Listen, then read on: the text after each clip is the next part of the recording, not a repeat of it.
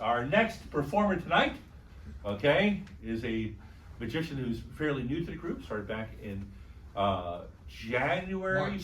February, March, February, yeah. March. Okay, March. We'll say March. Okay, started back in March. Okay, but he's been an extraordinary magician. In fact, he is also a doctor, a medical doctor.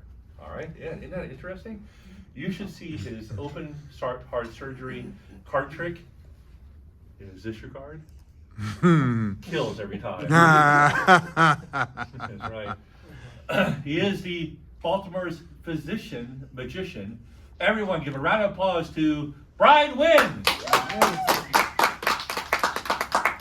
Thank you very much, Vince, for that introduction. It was an ace of hearts. I put it back and everything was fine. Let me see if I can bring this down for just a moment.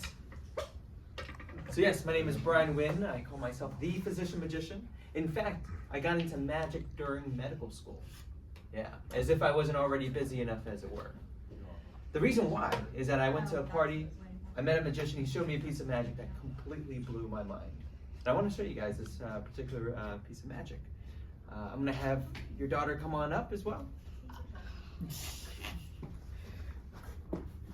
What is your name? Gamaya. Gamaya, come on and help me out, all right? A round of applause for her. Gamaya, my name is Brian. Here's what I'm going to have you do. This magician, he had me select the card just as you'll do here. Take one out, anyone you like. Go for that one right there. Take a look at it and show it to everyone else. I'll turn away as you do so. And once you're ready, place back into the deck. Thank you very much. Take one last look at that card. Now, in fact, the most interesting part of this trick, this magician, he did not even shuffle the cards. Which means, for this moment in time, your card could not be on the bottom, that's the 9 of spades, nor could the card be at the top of the deck, Queen of Hearts. Would that be fair to say so for Gamaya? Yeah. Yeah? All right. Now, this is what he did next. He took that Queen of Hearts. He took it to the table, and with a wave, he made that card magically transform to become the Ace of Hearts. Thank you very much. Oh, not done yet. Hang on one second. Now, I had the same reaction. This is my first time ever seeing anything up close, in person, and live. I had to know how this was done, but he wouldn't tell me. Something about magicians with their secrets, right? But I persisted. I kept on asking him, and eventually he told me the magic was all in that wave. I know, it sounds kind of silly, doesn't it? Yeah. I thought he was kind of messing with me. But in fact, he did it once more. He took your Ace of Hearts, put it to the table, a wave, a push, and that card vanished from the face of the earth. And it was in that moment that I was completely hooked into the world of magic. Thank you very much. What was that? Thank you. All right, next I need another volunteer as well. Stephen, would you help me out? Sure. Come on up over here. A round of applause for Stephen, please. All right. Now, let's see here. A few years ago, I was up in New York City. I saw a crowd of people gathered around Broadway Street.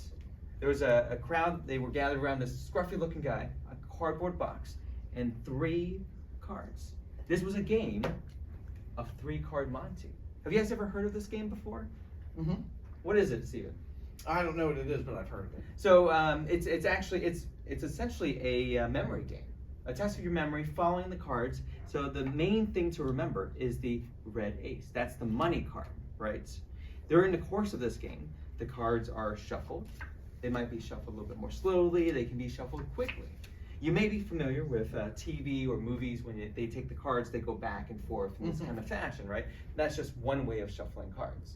The key to the game, however, is in the final laydown of the cards. So I want to show you how this works. And in fact, we'll reenact this game, okay? I'll be the dealer, you'll be the mark. Okay. I mean the player. His name was Mark. All right. So we'll count it down. 3, 2, 1. You say go. You ready? Okay. All right. Give me a moment here. Okay. 3, 2, 1. Go. Let me know if I'm going too fast. All right, Stephen. Where's the ace at this time? It's right there. You know what? I was watching along. I totally thought it would be over there as well, but unfortunately, it was not. It had somehow managed to find its way to the center of the 3. I know. That was just a warm-up, right? A practice. Let's try it again. We'll play for real money, high stakes, $20 Monopoly. All right? We'll take, again, the name of the game. Keep your eye on the ace. The other 2 don't matter. The move. 1, 2, 3. Now, where do you suppose Mark thought the card was here? In the middle. In the middle, right? That would be very reasonable. But somehow, it had managed to find its way where the first one would have been. If you can imagine, Mark's pretty upset at this point. I can imagine. Yeah, he storms off. But then the dealer says, Mark, come on back. I'm a nice guy. I want you to win your money back. Double or nothing. I'll make you an offer you can't refuse. Because in fact, he takes one of these cards, completely eliminates it, focusing on these 2 cards. A game of 2-card Monty. How can you say no? Again, keep your eye on that red ace. Here's the mix. 1, 2, 3. All right, Steven, where's the ace?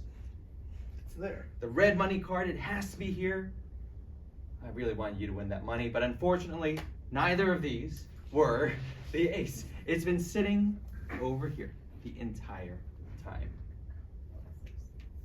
The key to this game is that this is a con and a hustle, and if you ever see a game of 3-card Monty being played, do not put your money down. I won't. There you go. A lesson for you all today. Thank you all. Thank you very much. All right, that's my show. My name's Brian Wynn.